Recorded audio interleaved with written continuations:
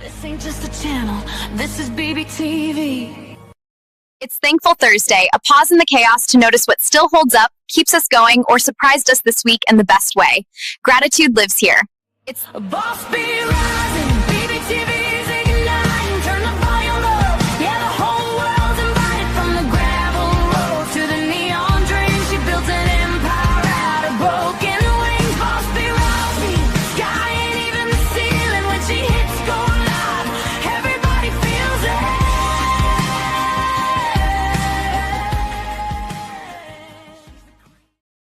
All right.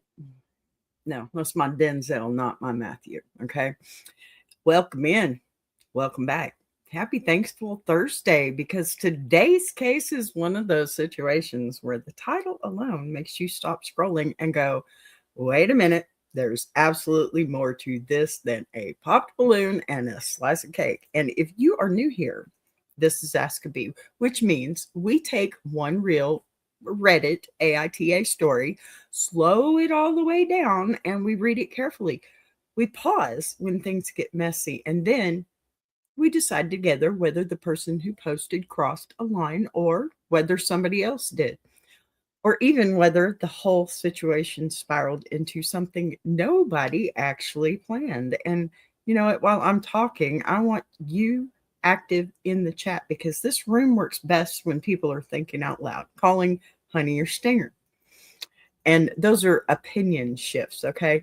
Instead of waiting until the end, pretend they never wavered. And today's story is titled, okay?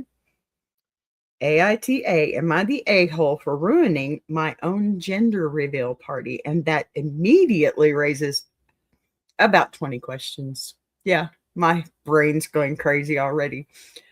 Because ruining can mean very different things depending on who is telling the story. And my own party usually means expectations were high, emotions, they were loaded, family opinions were already in the room before anyone said hello, and somebody felt ignored long before the decorations went up. And since it is Thankful Thursday, I want you to keep this lens on while we go through it, because you know what? Gratitude does not cancel boundaries, and celebration does not automatically override discomfort. And sometimes the most honest moment in a room full of streamers, and I mean the ones up here, not the ones like me, is the one where somebody finally admits they are overwhelmed instead of smiling through it. So before we even read the first line of this post, I want you thinking about what would make you walk out of your own gender reveal party,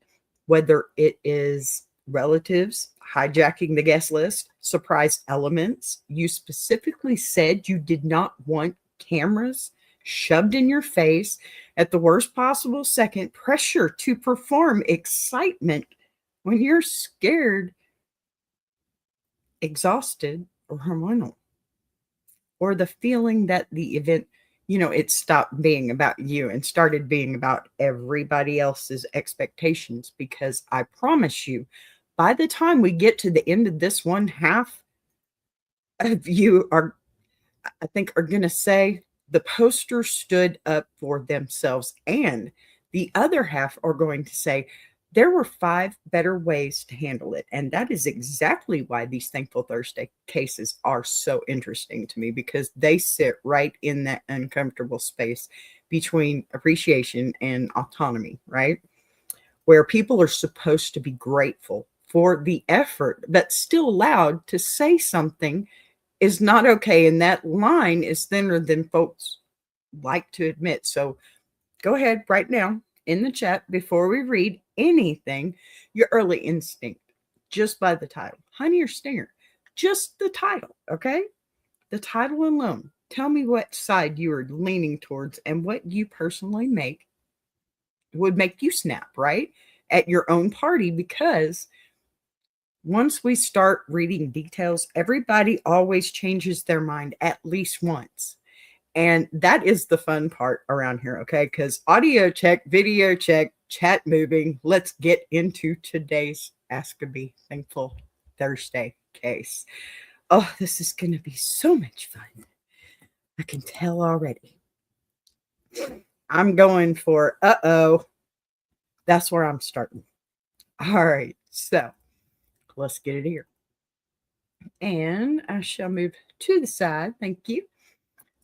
Am I the a-hole for ruining my own gender reveal party? Let that sink in. I am pregnant with a baby boy due in November. My fiance and I didn't care much about the gender of our child, so we didn't make too much noise about it once we found out. Okay, I can see that. No problem. The only people we'd informed were our parents, their partners, and our siblings. Okay. Prior to this, my father's girlfriend of 3 years had been asking me about my plans for a gender reveal party. I've always been clear about not wanting one. When I announced my son's gender to them, she expressed disappointment that I hadn't changed my mind about a party. I don't like gender reveals. Never have, never will. I'm with you, honey, because, I mean, come on, just tell me. I prefer baby showers, ditto, which I think feel more about the actual child. Yes, I never tried to hide that opinion either. Absolutely. Okay, right away.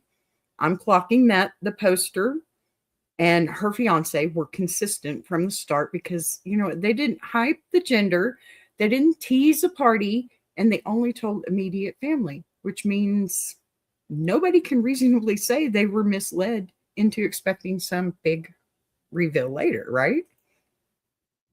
I would think so. I mean, that sounds a bit too much to me if you ask me. Nobody's asking me, obviously, but anyway, here we go.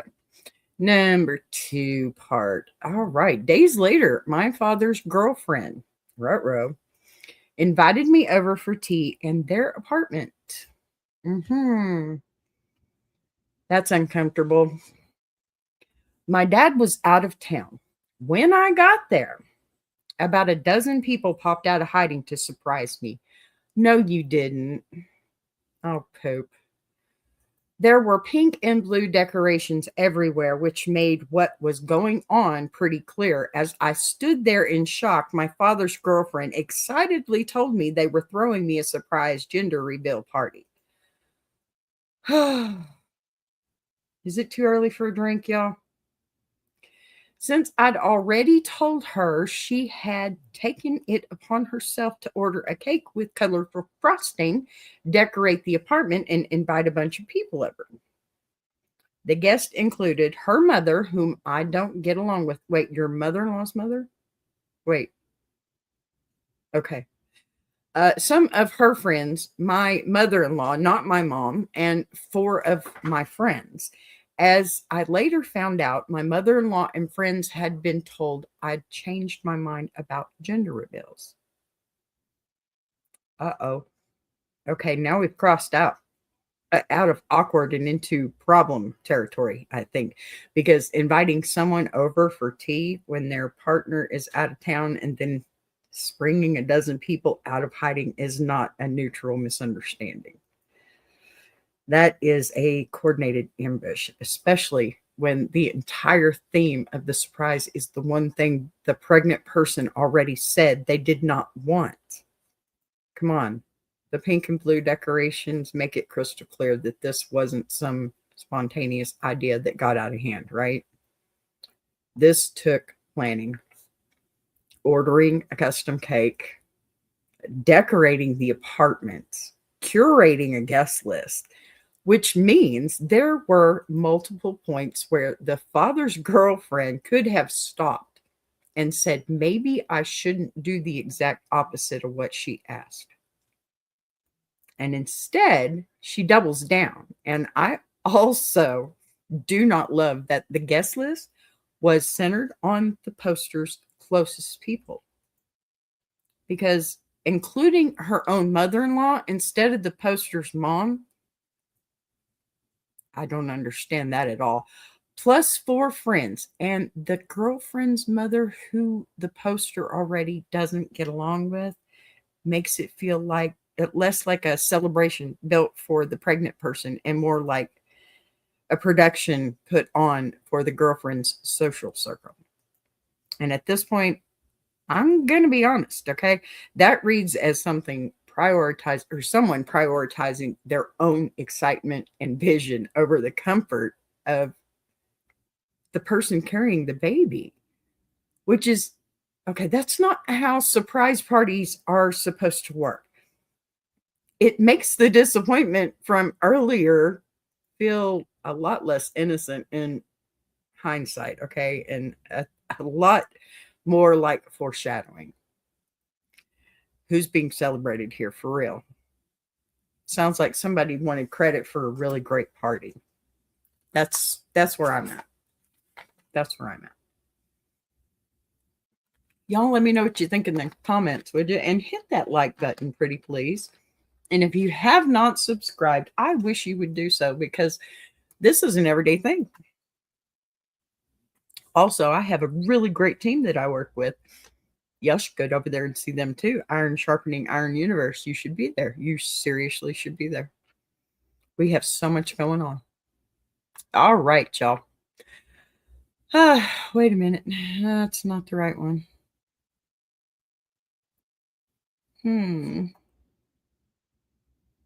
Nope. What is going on? You know what? I thought I had these settled. I could have swore I had these settled. Oh, well. Let's just read. As I later found out, my mother-in-law and friends had been told I'd changed my mind about gender reveals. I had not. Still in the doorway, I looked over at everyone and said, uh-oh, it's a boy. You guys can go home now. And then I left without looking back. Hours later, my father calls me furious that I'd ruined the party. He said his girlfriend had put a lot of effort, money, and love into planning it, and I should have shown respect and gratitude for it. Oh, Lordy, Daddy, you need to grow up. Apparently, she hadn't stopped crying since I left. It's been almost a week, and they're both still upset. Even after I explained I never wanted that party in the first place. They're insisting I could have sucked it up for an hour or at least cut the cake. Am I the a-hole?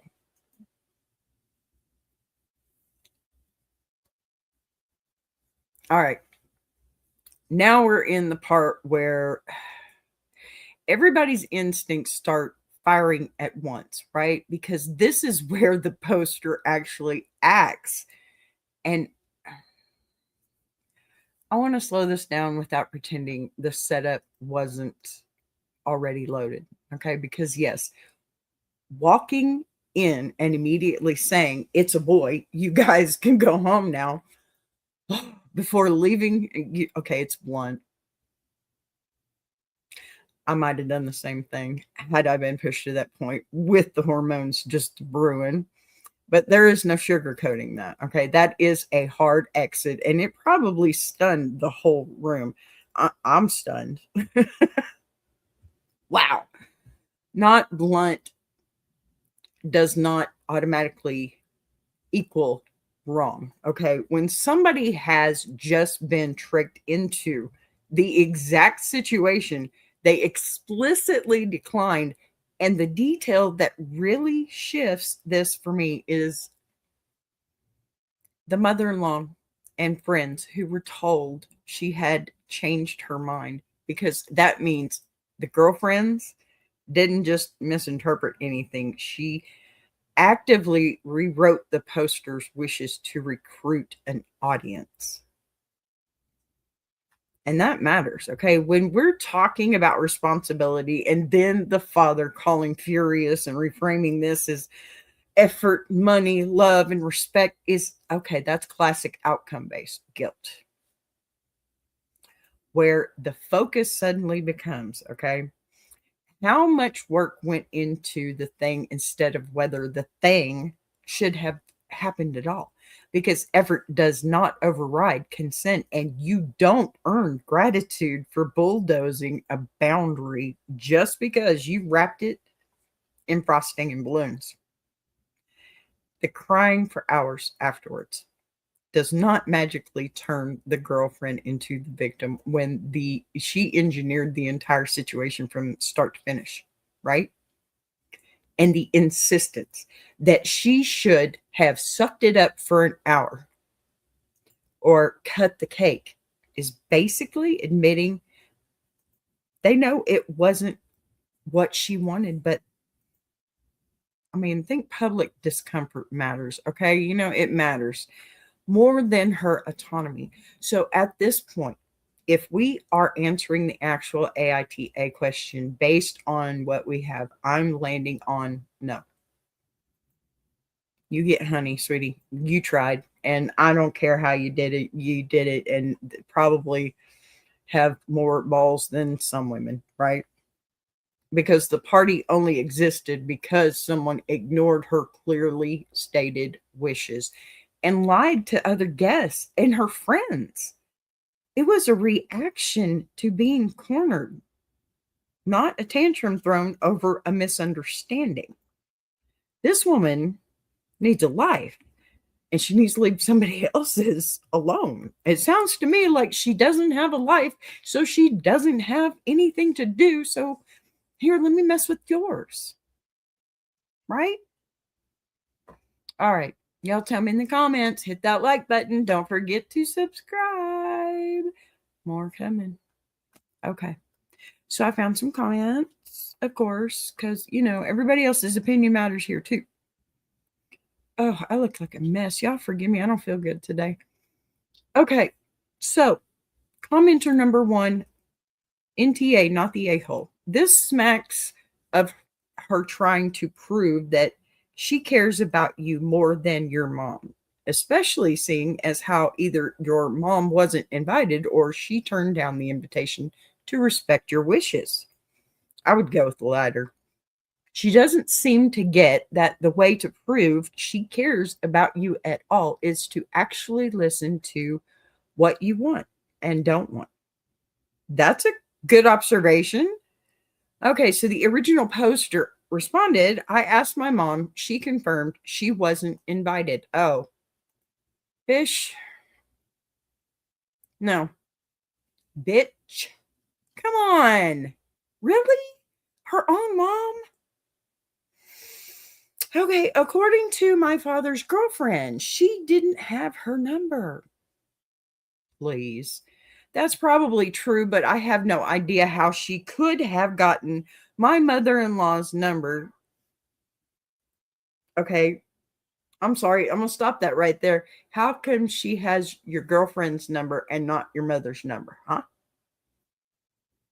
I think the real reason is that she knew my mom wouldn't back her up.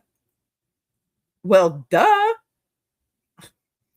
Had my mother been invited, she wouldn't have told me everything. She knows I wouldn't want a gender reveal. Well, there you go. Okay. Mom knows. This update makes the whole thing look a lot less accidental.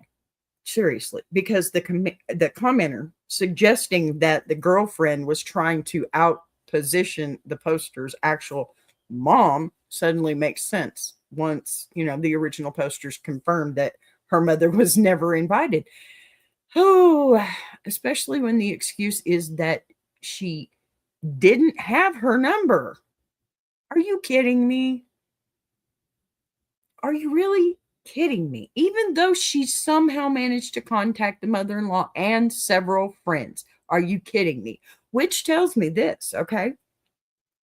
This wasn't about access. It's about control. And the original poster's follow-up that her mom would have warned her and shut the party down if she had known is the most revealing part.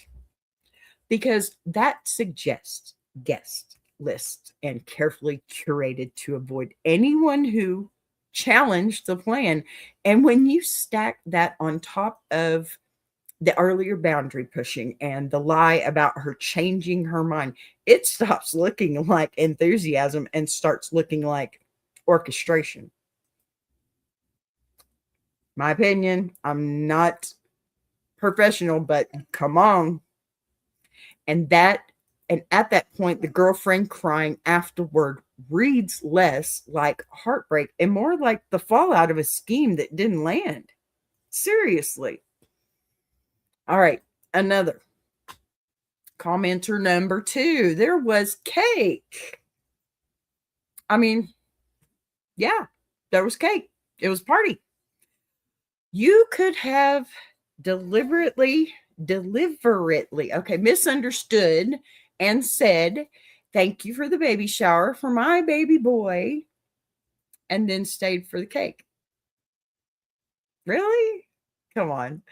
Then you could have also, in between bites of cake, acted all confused to the guest and said, "I'm so glad she respected my wishes on not having a gender reveal party and threw me a shower like I preferred," and then went and got another slice of cake. Shake my head. Missed opportunity to have your cake and eat it too. Okay. I'm glad you responded to this original poster. Wouldn't have worked the moment they all yelled surprise. She said it was a gender reveal. The decorations also made it obvious. My fiance did get me cake after all this, so I didn't really miss out on that. Well, good for him. I like your fiance. I do. Absolutely. This comment is trying to be clever, but I don't actually buy the premise, okay? Because it assumes that the original poster had time and emotional space to reform sarcasm in front of a dozen people who had just been assembled under false pretenses. And the original poster's response shuts that down pretty cleanly by pointing out that, the girlfriend immediately announced it was a gender reveal and the decorations made the theme unmistakable, which, come on, that means there was no plausible deniability to exploit, okay? And honestly, expecting a pregnant person who just realized she's been tricked to stay and stage a passive-aggressive comedy routine while eating cake is a weird standard to hold her to, okay? Especially when she didn't ask for the party in the first place. And the fact that her fiance later made sure she still got cake is almost beside the point, because the real issue it wasn't dessert, okay? It was consent and being put on display after saying no. That was the problem. Plain and simple. All right, we got another comment here. Is your dad's girlfriend infertile? Does she have kids? I mean, I don't know about the infertile part, but I would wonder if she had kids. The original poster responded, and that's why I took this one. She doesn't have kids, but I have no idea whether she's infertile. Yeah, I bet she doesn't have kids. That's just the point I wanted to make. So that commenter is reaching, because speculating about someone's fertility is not relevant to whether they ignored a boundary and staged a party anyway, okay? And again, the OP's reply is appropriately neutral, since she doesn't actually know that woman's medical history, which is exactly how that should stay, because you don't need a tragic backstory to explain why someone overstepped. You just have to acknowledge that they did, right? All right, comment 4. I mean, I guess I don't blame you, but it sucks for the other people who just showed up for a party that they thought you wanted and got ditched. Your mother-in-law and friends didn't do anything wrong, and they got punished too. Okay, original poster. First off, I'm sorry, but if the friends knew about it, how come they didn't tell her? Is that a real friend? Go figure. Original poster says, I talked to them afterwards to clear things up. They were all confused and upset on my behalf. I made it clear I understood they had been lied to. Yeah, but still, your friends, you talk to your friends. If you think otherwise and somebody other than your friend does not tell you that it's different, then you should probably ask your friend, right? I understood that they had been lied to, and it hadn't been my intention to put them in that position. We all apologized to each other. Okay, good. I'm glad to hear you're good with your friends.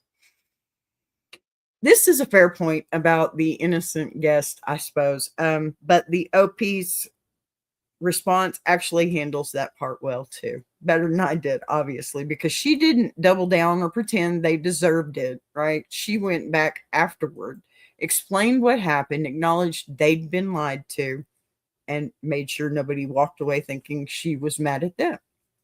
Good girl. You know, I like this. I like this poster. I'm talking honey all the way through. And I hope, I know this one's an older story, so I hope you and your child and your family are much better now. So, which is exactly what accountability looks like when you're not trying to scorch the whole room, and it shifts even more responsibility back onto the person who created the setup in the first place. Yeah. So, all right, let's see here. I think I had one more comment here. It was a longer one. So, comment says, your actions were a reflection of how you feel about the girlfriend. Okay, not at all about spending time with people who love and respect you and are looking forward to your little one's arrival. Oh, I don't agree. So, the original poster says, if she wants to get together, she can throw a party. She does not need to make that about my child's gender, especially after I told her not to. My friends and mother-in-law did indeed think they'd come for me, and I spoke to them afterwards, but I will not buy that her mother and friends were there because they cared about me. I don't either. You're not the only one assuming I don't like my father's girlfriend. Yeah, that is not true. But when I tell someone I don't want something multiple times, yeah, and they go and do it anyway, I don't have to stick around. And no, this was not about the hormones. No, it wasn't. It wasn't. She overstepped her boundaries. I mean, that's obvious, right? This is, I guess, the commenter trying to reframe the original poster's reaction as personal dislike instead of situational boundary setting, which is silly to me. And the OP pushes back in a way I actually respect, because you know what? She makes it clear that this wasn't about hating the girlfriend or being ungrateful for people showing up. It was about someone deliberately centering the party on the one thing she had already declined multiple times. And I also like that she separates the innocent guests from the girlfriend's own circle instead of lumping everyone together. Oh, sorry. Stop, Otto.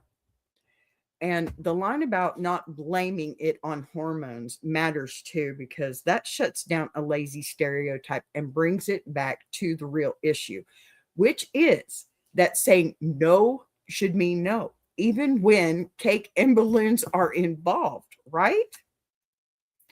All right, it looks like we have to have a potty break because my dog is dork. So I'm going to bring up some Bee Ninja, because we do have another Bee Ninja for today, and we do have another ninja to involve here too. So here we go.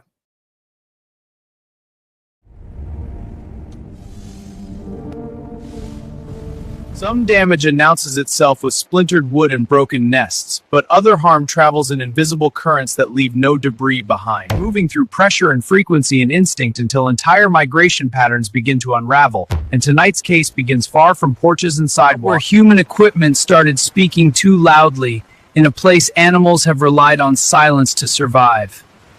Before we start talking about coastlines and shipping lanes and sonar devices, I want to rewind to something Walt said back in episode 2. Because a few of you noticed he mentioned antenna upgrades and then stopped mid-sentence. And that wasn't hesitation or oversight. That was the moment the first test results came back and pointed somewhere none of us were ready to describe out loud. The system didn't malfunction, it performed better than expected, and what surprised me wasn't the sensitivity but the direction of the earliest spikes. Because they weren't coming from cities or storms or heavy maritime traffic. They were harmonics rising from protected marine corridors where nothing louder than a trawler engine should have been operating. Harmonics from the corridors? Which is another way of saying somebody installed serious hardware in water they assumed nobody was paying close attention to. The kind of equipment you only move quietly when you already know you're not supposed to be using it there. Those frequencies were strong enough to register across Walt's array, then the biological impact would present as neurological injury rather than blunt trauma. Disorientation, vascular rupture in soft tissue, and collapse of echolocation systems that marine mammals depend on to navigate and feed, all of which line up with the preliminary stranding reports we've been reviewing.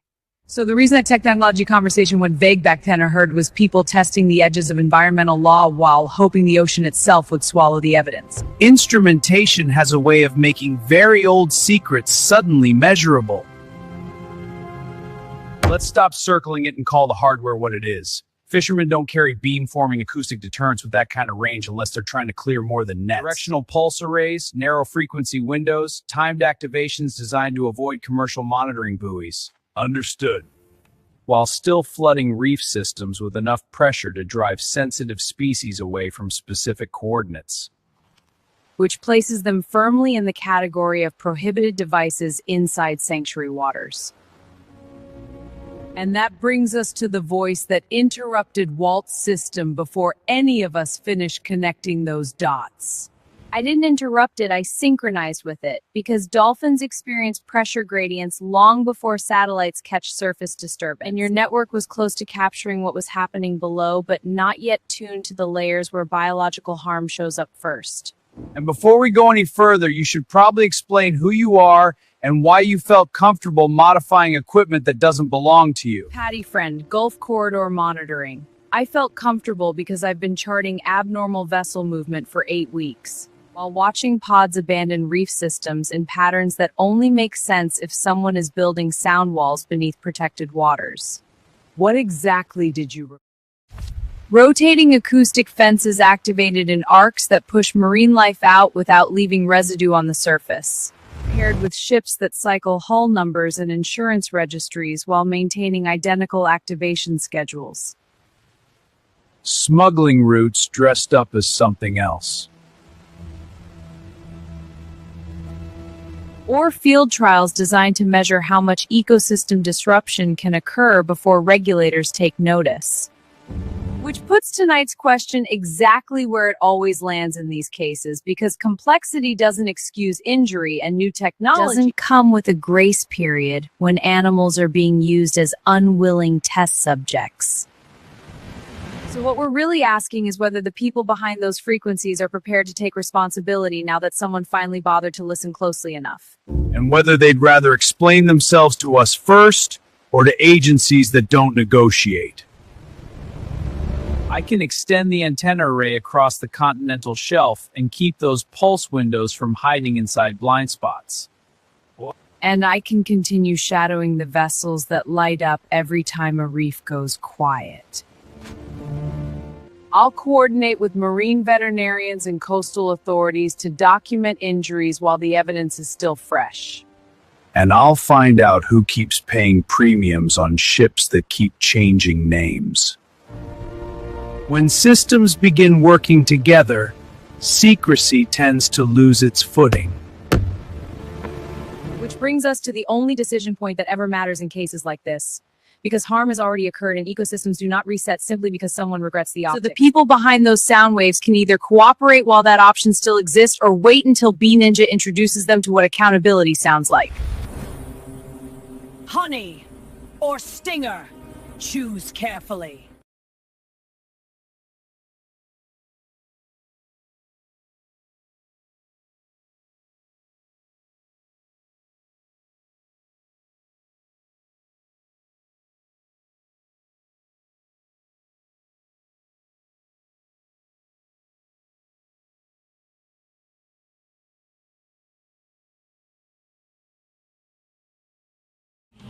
This ain't just a channel, this is BBTV.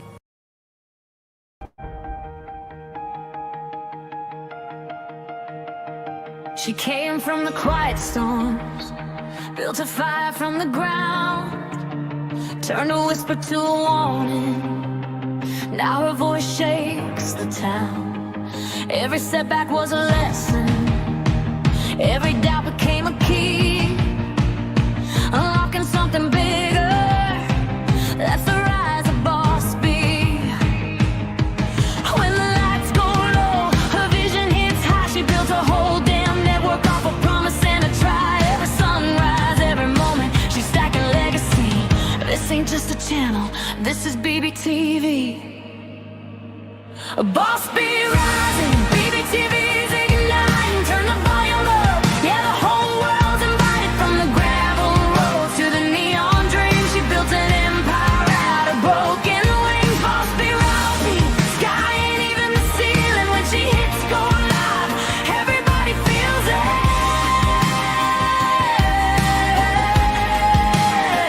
She's the queen of the comeback, the storm in the stream, crafting stories out of heartbeats, making visions out of dreams. Got thunder in the hustle, got a voice that cuts clean. Every mic she touches turns the power unseen. So let brother spin the numbers, let the views rise slow or fast. Boss B doesn't measure wins by echoes of the past. This moment is a pivot, this season's history. Bow down to the founder of the BBTV dynasty. Boss B rising, BBTV's igniting. Turn the volume up, yeah, the whole world's invited. From the gravel roads to the neon dream, she built an empire out of broken wings. Boss B rising, sky ain't even the ceiling. When she hits go live, everybody feels it.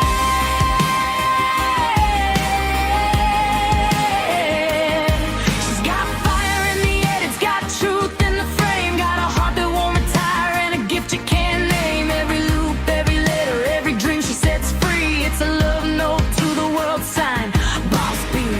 And the world keeps watching as the numbers climb, but she's counting all the moments, not the dollar signs. From the late night grind to the daylight scene, she's building something bigger than the algorithm's dream. Boss B rising, BBTV shining, her story's rewriting, a legacy in real time.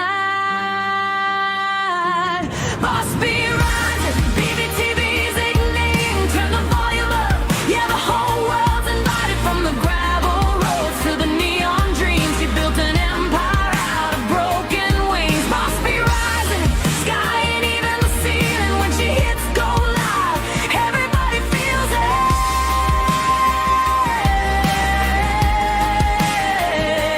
BBTV, where the stories breathe. BBTV, where the dreamers believe.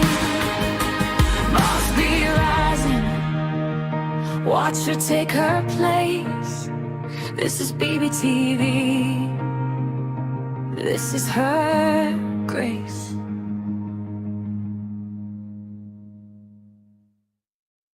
Join Boss B for Ask a Bee Monday through Friday, 12 noon Central Standard Time and Jukebox Journey every Saturday, 8 p.m. Central Standard Time.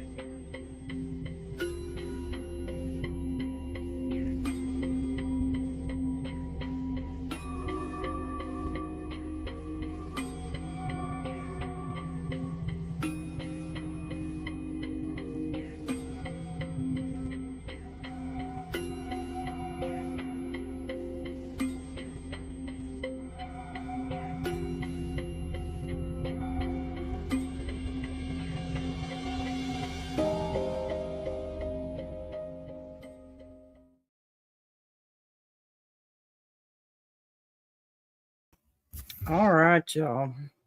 Oh, pardon me. I got that hiccups for some silly reason. All right, we have an update.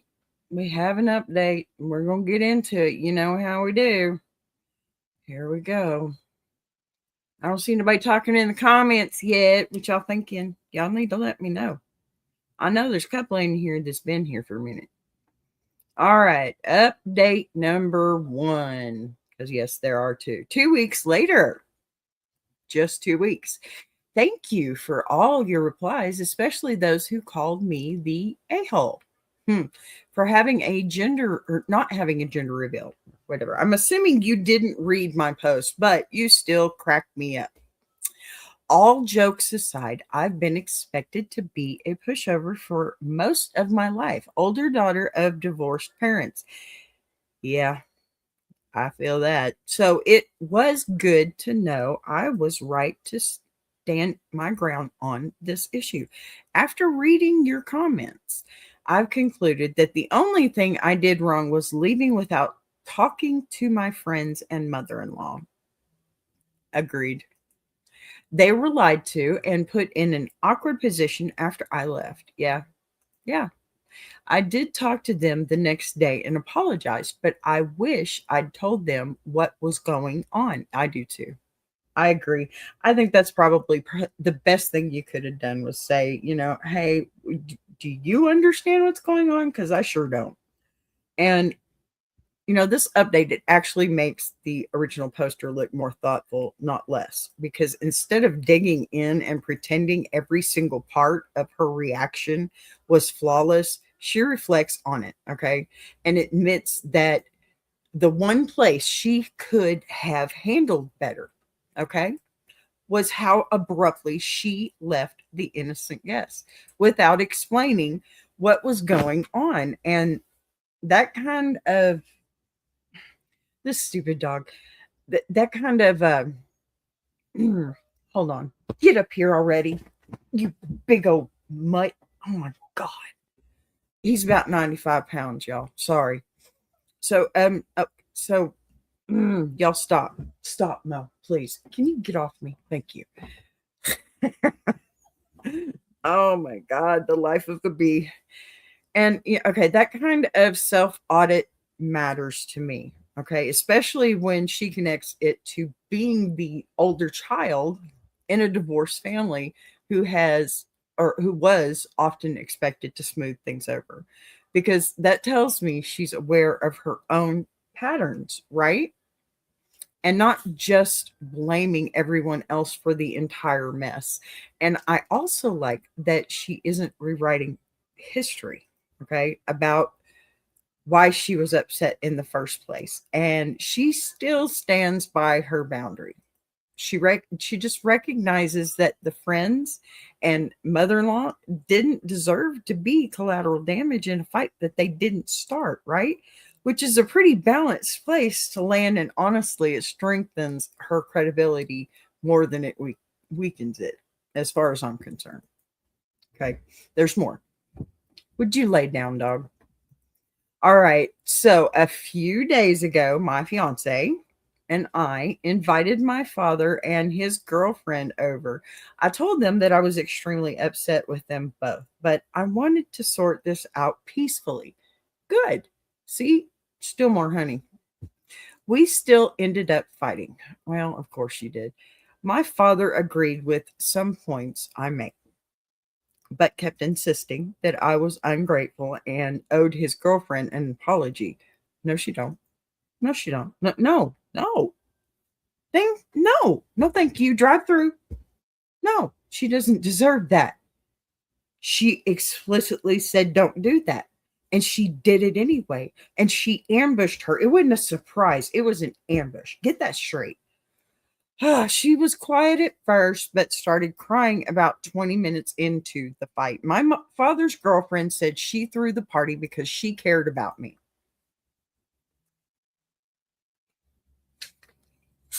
No, she didn't. No, she didn't. That was because she cared about her own image, not you. Oh, I've got to be the good girlfriend. Maybe he'll ask me to marry him and I'll have to be her mother and I got to look good. No. Sorry, not sorry. I'm getting a little heated on this one. Okay, so that she wanted one if she was pregnant. She started talking about all the gender reveal videos she'd watched on TikTok and how happy the parents look in them. She told me she genuinely thought I'd love it and couldn't understand why I'd been so rude to her. Because no means no, bish. Okay, this meeting is where the whole conflict crystallizes for me, okay? Because on the surface, it sounds like they came to talk it out. But the father immediately anchoring on gratitude and demanding an apology instead of leading with accountability tells me the power dynamic, it hasn't actually shifted at all. The girlfriend crying 20 minutes in, okay, combined with framing the party as something she would want if she were pregnant, is a classic perspective swap move. Okay, come on.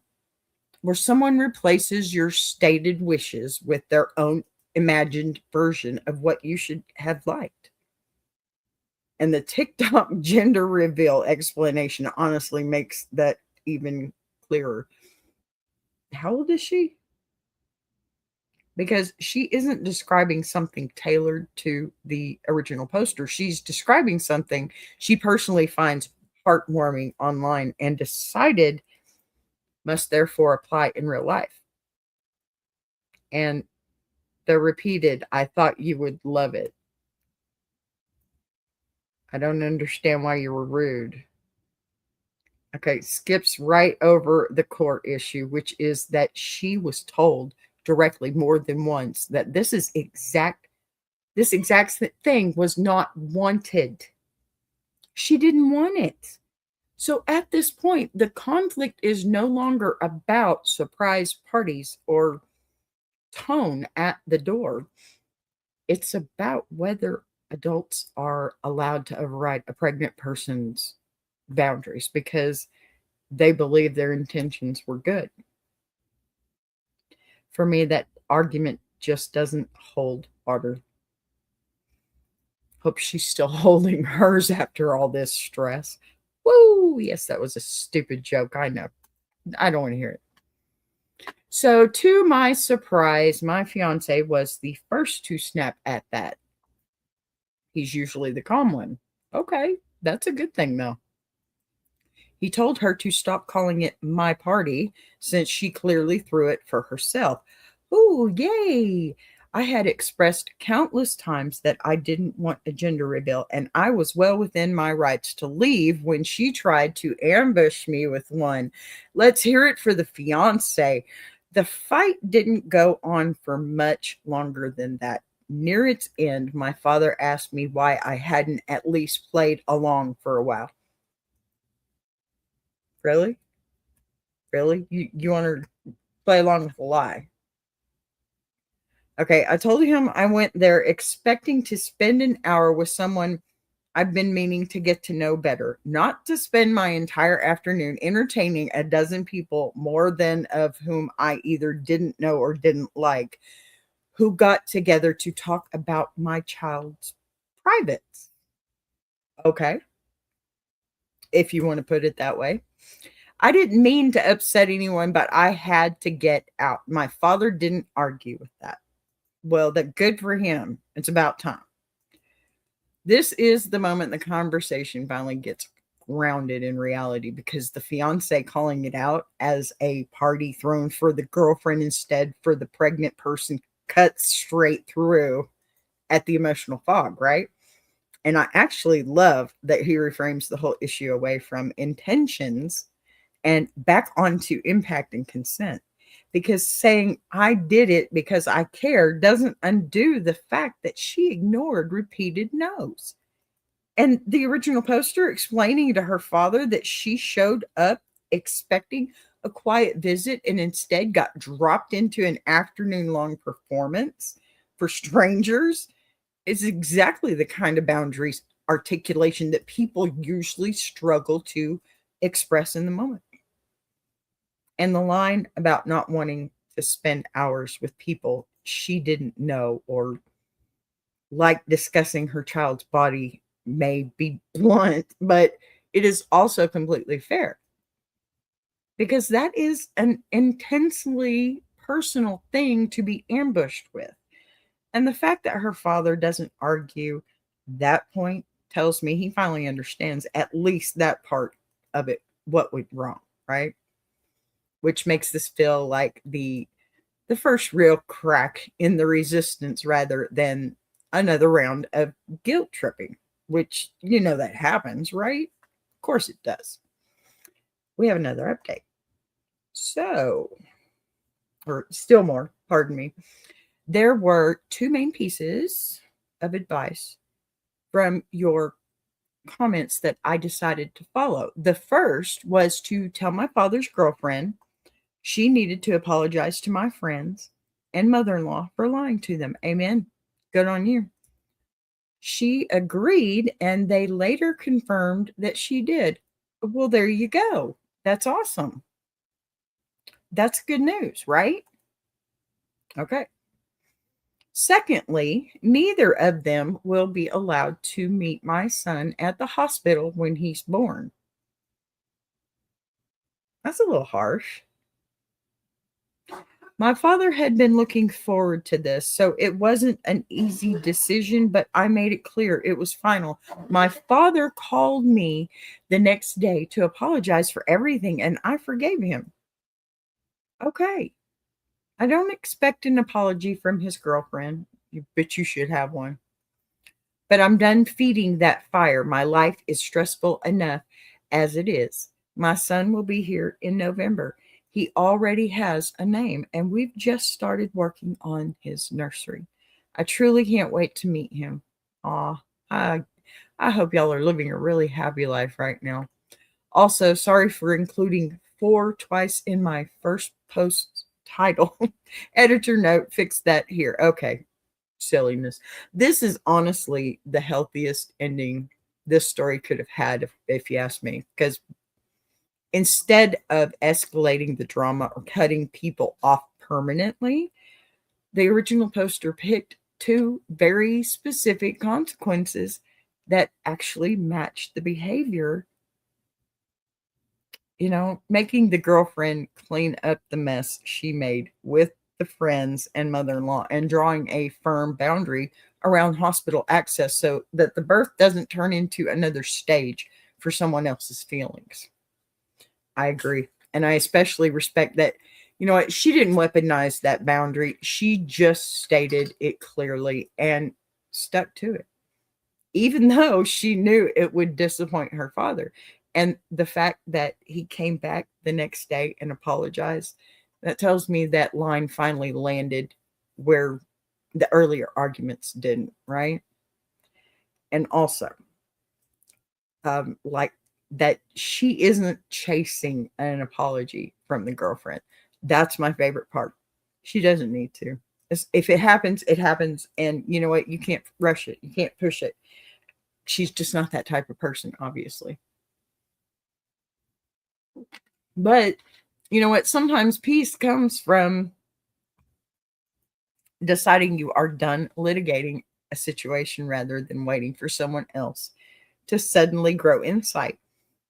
And the way she ends talking about her son's name and nursery is exactly what Thankful Thursday energy is supposed to look like.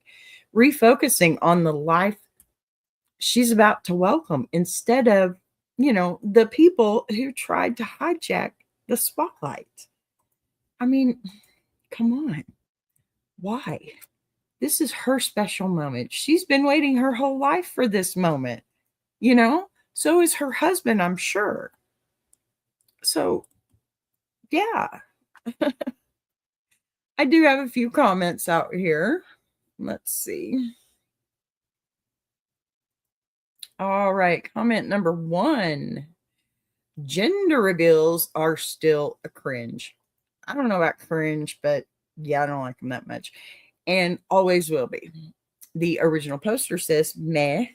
There are dozens of reasons I dislike gender reveals, but I don't think that's one of them.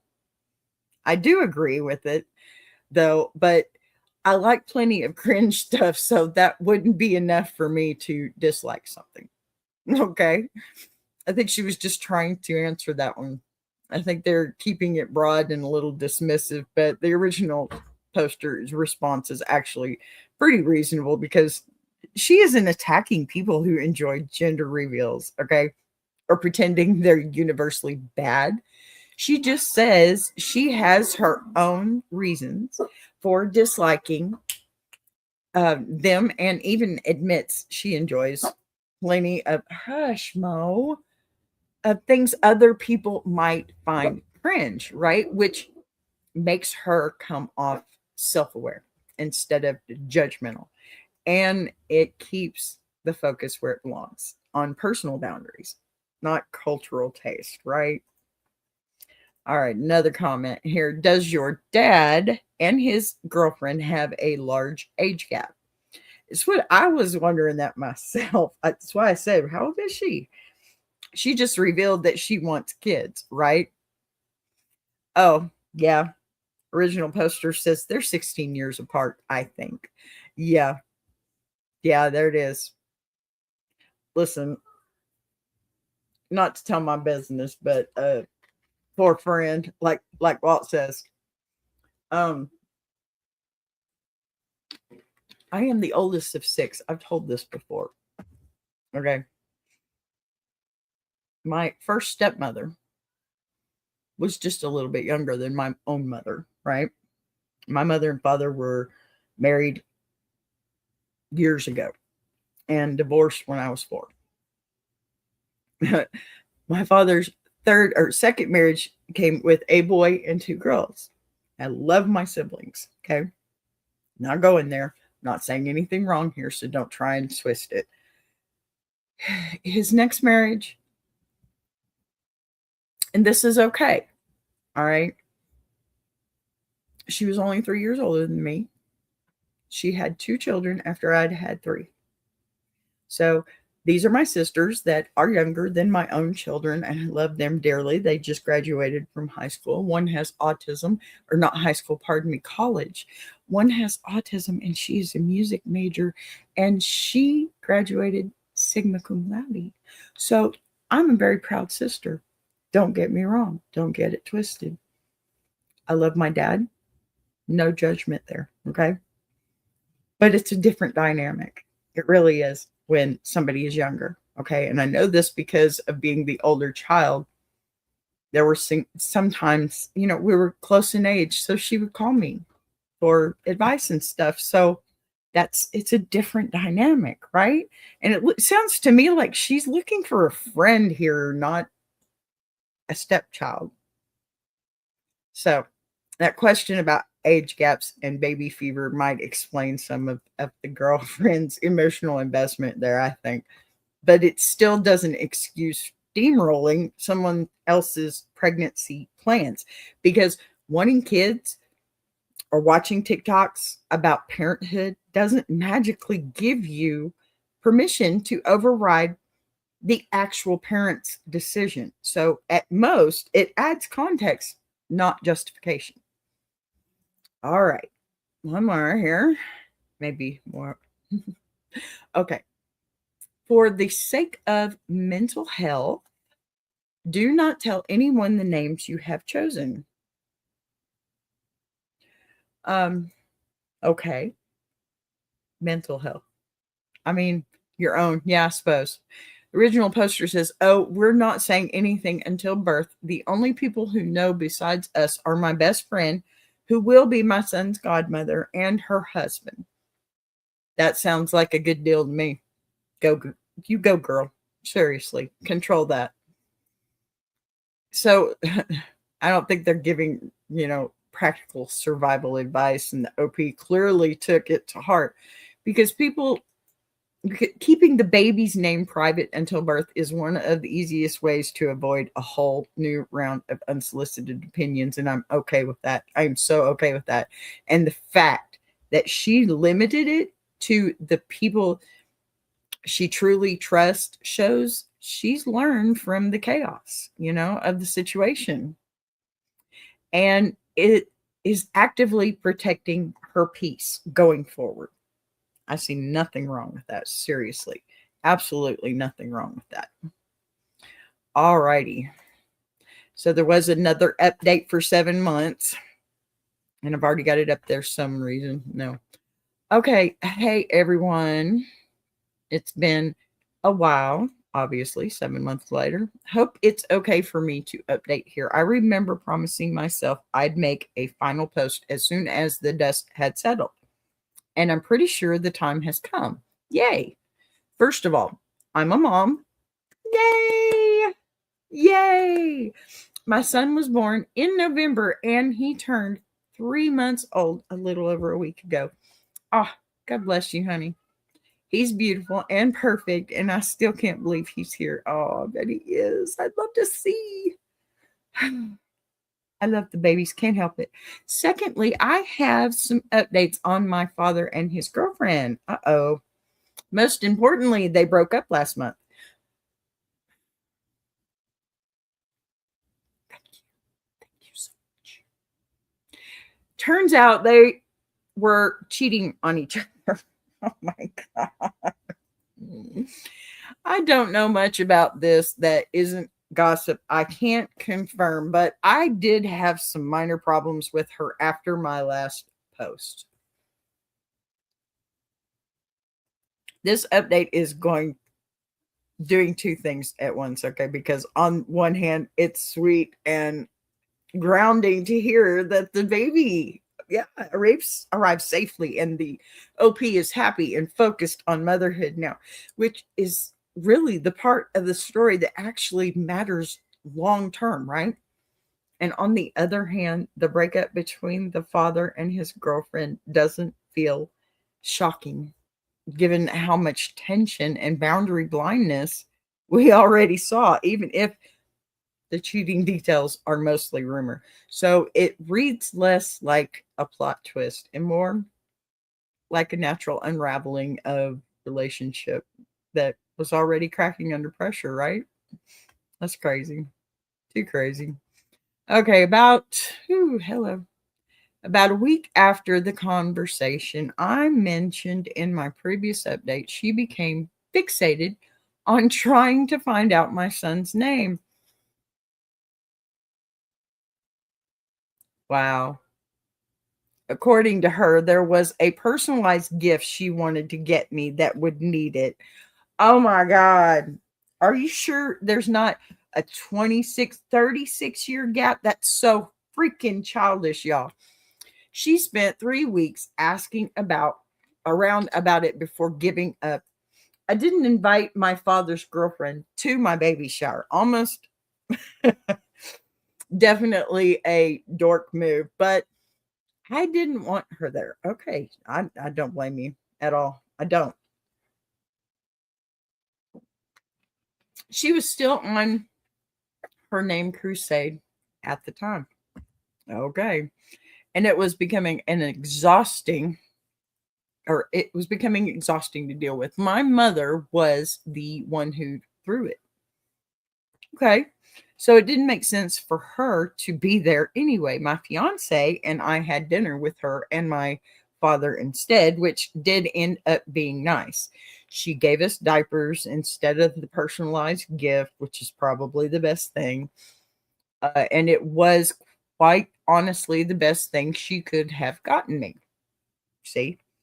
Nothing happened when I went into labor, at least not at the end. I introduced my son to my father through video chat. He kept his part of the deal and didn't visit us. But I later found out his girlfriend did try to convince him to. Oh, this part honestly reinforces why the original poster drew firmer boundaries. Wow. Because you know what? The girlfriend turning the baby's name into a 3-week campaign and then getting excluded from the shower isn't petty to me so much as self-protective, especially when the OP admits it wasn't the politest move, but still chooses her own sanity. You go, girl. I would have too. And I also appreciate that the compromise dinner, right, with the father and the girlfriend went smoothly. It needed to. And that the diapers ended up being far more useful than some engraved keepsake. Plus the fact that nothing dramatic happened during labor and the father respected the hospital boundaries. That matters a lot. Even if the girlfriend trying to pressure him behind the scenes shows she hadn't really stopped pushing yet. I mean, that's terrible. So, a couple of comments, I believe here, or not comments, a little bit more to this update. They came over to meet the baby a bit over a week later. Okay. Her mother was visiting them at the time, and I allowed her to join us despite the fact I never got along with her. There she goes being a pushover again. Awful decision. Of course it was. She complained the whole visit. Also, according to her, I had it easy because of my C-section. What? Mm-mm. No, I've had one and I'm not going with that. No. It took me 2 months to get back up from that. And I was trying to be a mother to a newborn. No. So she felt the need to tell me her whole birth story. Joke's on her. My kid can kill Macbeth. All jokes aside, my father was particularly upset about this. He told me he had a huge argument with his girlfriend afterwards because her mother ruined his first time meeting his first grandchild. Alrighty. The holidays went fine. The breakup happened early in January. Again, I don't know much about that. Okay.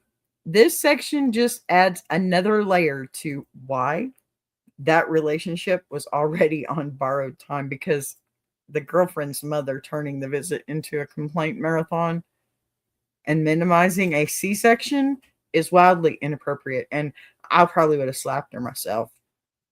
Sorry, I'm not a violent person, but that's just wrong.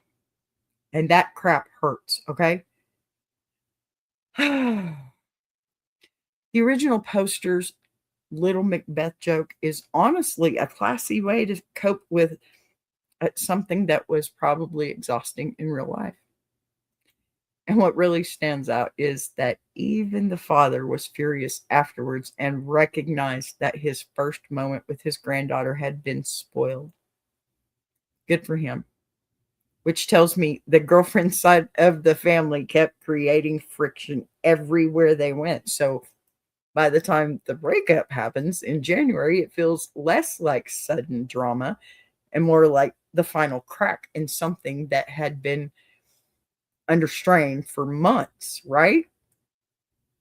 All right, last one here. A few days later, I found out my father's ex-girlfriend texted me. She apologized for whatever stress she had put me through during my pregnancy. We wished each other well. I'm sure both she and my father will start dating their affair partners now.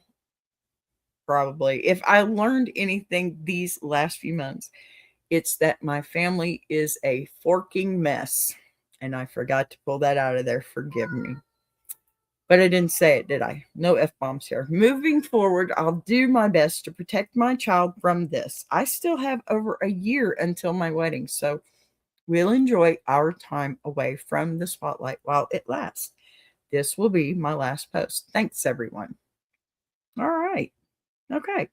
This is actually a surprisingly calm way to close out a story that was chaotic from the start, obviously, because instead of dragging the breakup or turning it into a victory lap, the original poster accepts the apology, wishes the ex well, and immediately shifts her focus back to protecting her child, as she should, and keeping her own peace. You know, that's the most important part. And that's exactly the emotional maturity people hope to reach after months of family drama. The blunt honesty about her family being a mess feels less bitter and more resolved. Like someone who finally decided where her boundaries live and isn't interested in reopening that door. So, as endings go, this one lands steady rather than explosive, I think. And beautifully so, you know? I think it's pretty good. It's good. It's good. It's good. Not what they say.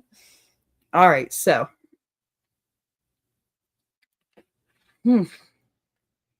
Texas weather sucks, y'all.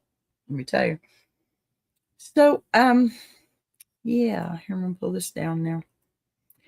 After walking all the way through this one, okay, from start to finish, I'm planting my flag right here because this was never about balloons or cake or TikTok trends. It was about boundaries, honesty, and whether adults are willing to hear the word no when it doesn't match the fantasy that they already built in their heads, right? And from where I'm sitting,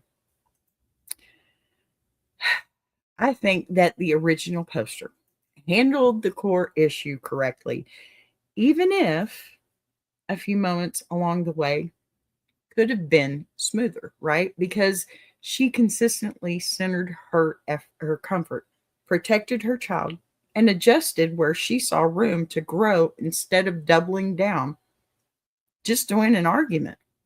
And that is exactly the kind of decision making I like to see on Thankful Thursday, choosing peace over performance and long-term stability over short-term applause. So I want to know what y'all think, okay? Now that you've heard the whole thing, drop honey or stinger in the chat. Tell me whether you would have stayed and cut the cake or walked out the door too. I would have walked out the door, I'm telling you. I'd have walked out. I wouldn't even told them what my child was. Forget it. Walk out. And which part of this story mattered most to you, do you think?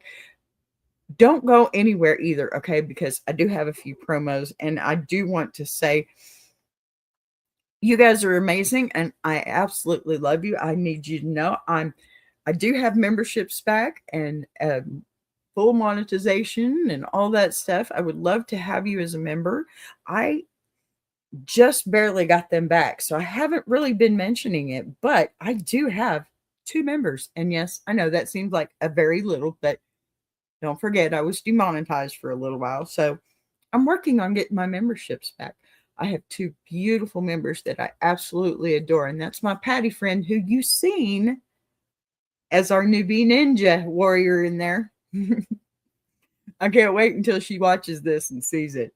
So y'all leave a little comment in the comments for Patty friend and say, hey, you rock. All right. Do that for me. Tomorrow we will have yet another new character. And yes, you know what? Come be here. Come be a part of this family. And you might get to be a character in the next Bee Ninja Bible movie. Anyway, I'm going to get over here with a little VeeBee promo and I'm going to get on out of here. Thank you guys so much for dealing with my time issues. It's been a little while. You know, Texas weather, a little bit of internet issues. I hadn't been feeling really good, but y'all, let me know what you're thinking about the time. I'm going to go back to noon tomorrow if I can. If not, I will be here by 1, 2 at the latest. Anyway, guys, I love you. Y'all take care. I'll see you tomorrow. I want to take a minute to shout out Tuber Chat. If you're a creator who's tired of surface level advice, says, and actually wants to understand how YouTube works, that's the space. It's real conversations with real creators who are in the trenches, building channels, testing ideas. No posturing, no gatekeeping, no fake guru energy, just people sharing what's working, what isn't, and why. If you're serious about growing, learning, and not doing this alone, check out Tuber Chat. The link is in the description. If you're enjoying this show, subscribing is the easiest way to support what's being built here on BBTV. You'll see the join button right next to subscribe. No pressure, no expectations, just an option for people who want to support the channel in a real way. We're live weekdays at 12 p.m. Central, and each day has its own focus. Same honesty, same voice, just different conversations depending on the day. And if you've got a story you want to share, send it in. Anonymous is always fine. Boss be rising, BBTV.